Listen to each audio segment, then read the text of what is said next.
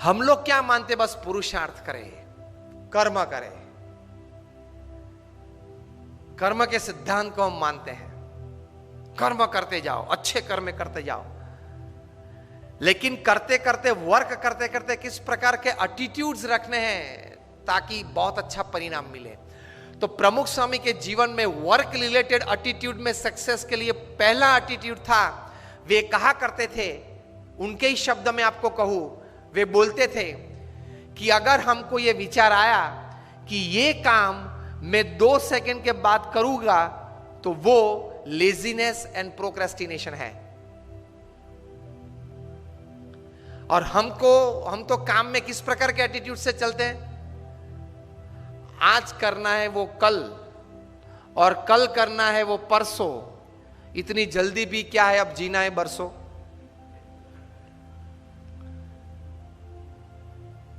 कल का आज नहीं, आज का अभी। That is the first attitude in work. Only then you will be able to do great works. मैंने 400 से 500 से ज्यादा ऑटोबायोग्राफीज ऑफ बायोग्राफीज पढ़ी है, from Sardar Patel to Abraham Lincoln to Winston Churchill to Nelson Mandela to Sachin Tendulkar to Cristiano Ronaldo, everybody. उनके जीवन में से ये बड़ा एटीट्यूड में आपको कार्य संबंधी बात कर रहा हूं कि ये लोग ये मानते थे कि कल जो करना है वो आज होना चाहिए, और आज जो करना है वो अभी होना चाहिए। तो वहां लेजीनेस और प्रोक्रेस्टिनेशन, आलस की बात ही कहां आई, आती ही नहीं है। सिंपल। दूसरी बात, क्योंकि प्रमुख स्वामी महाराज को हमने ये देखा है, कोयम्बतूर के रेलवे स्टेशन पे रात को 12 बजे ट्रेन 15-20 मिनट लेट थी, प्रमुख स्वामी महाराज का पत्र निकालो, हम पत्र लिख लेते हैं। 2-3 पत्र के उत्तर वहां लिख लिए रेलवे स्टेशन पे 70s में। मुंबई में डेंटिस्ट की अपॉइंटमेंट थी, वहां गए, अपॉइंटमेंट ठीक तरह से तैयार की गई थी ताकि उनको बैठना ना पड़े वेटिंग में। फिर भी अगले वाला जो पेशेंट था उसमें कुछ ज्यादा टाइम देना पड़ा डेंटिस्ट को, तो प्रमुख स्वामी तो वहां पहुंच गए जो समय था। डेंटिस्ट ने कहा स्वामी जी 2 मिनट, स्वामी ने बोला be comfortable, treat that patient properly, I am sitting. कि स्वामी जी सिर्फ 2 मिनट। डेंटिस्ट अंदर गए, प्रमुख स्वामी ने अटेंडेंट सेक्रेटरी को बताया कि पत्र निकालो, पढ़ लेते हैं। तो स्वामी अभी 2 मिनट में अंदर ही जाना है। स्वामी के 2 मिनट में पढ़ लेंगे, और एक्चुअली 1.5 मिनट में अंदर जाना ही हुआ। 1.5 मिनट में उन्होंने 2 पत्र पढ़ लिए, और खड़े होते होते दोनों पत्र के उत्तर अपने सेक्रेटरी को बता दिए कि ये लिख देना, मैं साइन कर दूंगा। 2 पत्र पूरे कर दिए डेंटिस्ट के अपॉइंटमेंट में, वेटिंग में। और अगर हम उस वक्त बैठे होते तो इतना ही होता है। वेटिंग में बैठे हैं तो दिस इज द पोस्चर। कौन आता है, कौन जाता है, कौन खड़ा है, किसने क्या कपड़े पहने, यही चलता है वेटिंग में। Such great personalities, they use the milliseconds of time, and we don't use hours and days of time. So for attitude towards work, use of time. ये काम मैं 2 सेकंड के बाद करूं, ये विचार आए तो भी वो लेजीनेस है, प्रोक्रेस्टिनेशन है। ये पहला एटीट्यूड। दूसरा एटीट्यूड प्रमुख स्वामी महाराज के जीवन में से और इतने बड़े महान हस्तियों के जीवन में से,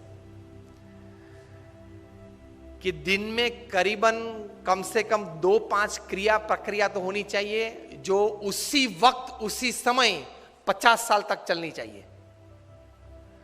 वी अंडरस्टैंड, पूरा दिन तो हम अपने हिसाब के मुताबिक नहीं चला सकते, लेकिन 2-3 क्रिया आप तैयार कर लो। वो दिन 2-3 क्रिया उसी समय हर दिन होनी चाहिए। तो because of that 2-3 small acts और work that you do regularly at the same time every day for years, that will decide the schedule of your day, keep you on time for every other schedule of the day. इसमें इतनी ताकत है।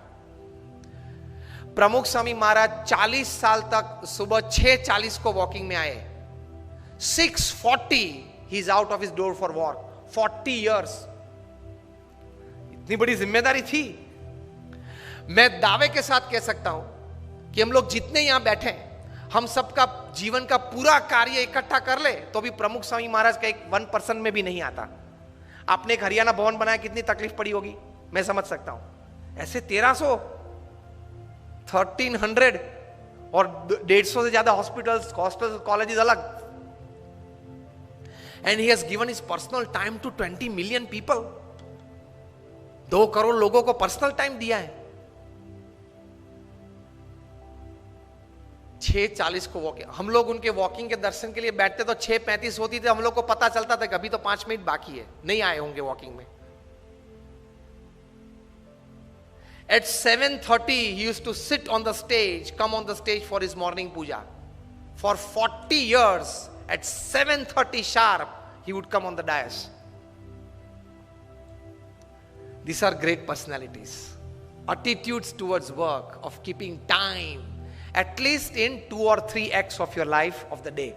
तो बाकी की schedule दिन की उसमें से सेट और स्टेबल हो जाएंगे. सेट और स्टेबल हो जाते हैं. तो उनके जीवन में ये था. फिर व्यक्तिगत जीवन में एक एटीट्यूड था.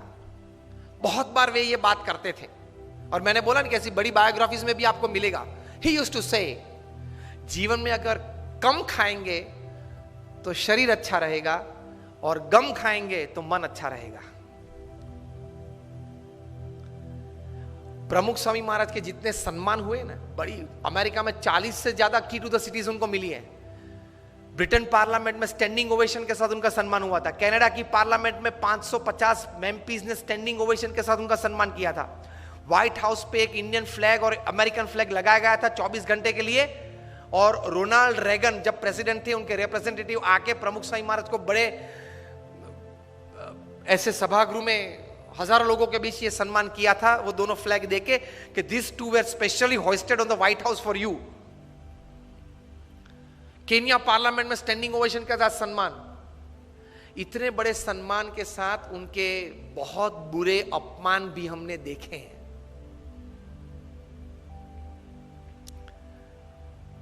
वहां गोंडल में हमारा मंदिर है, वहां 2 पेड़ कटने थे क्योंकि एक्सटेंशन था, प्लान था कंस्ट्रक्शन का.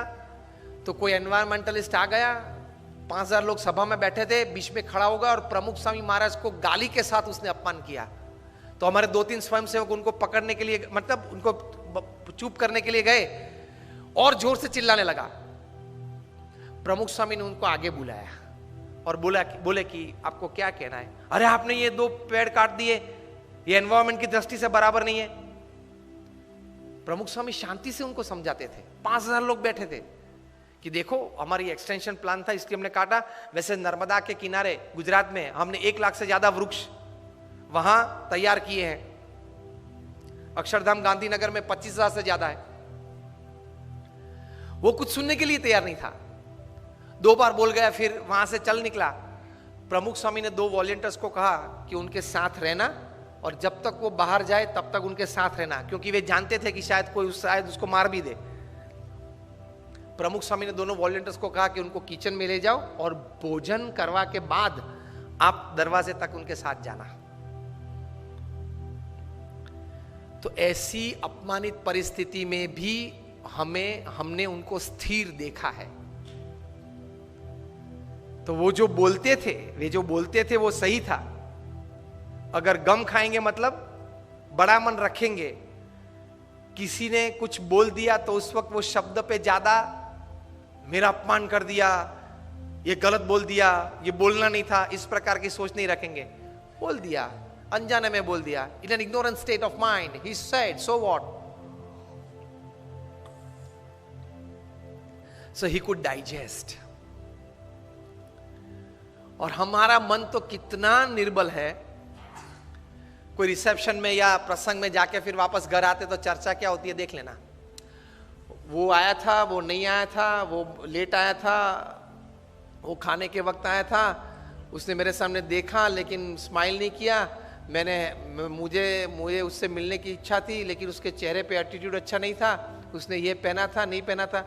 2 घंटे तक फंक्शन के बाद घर में यही चर्चा होती है सबके घर में. यस और नो?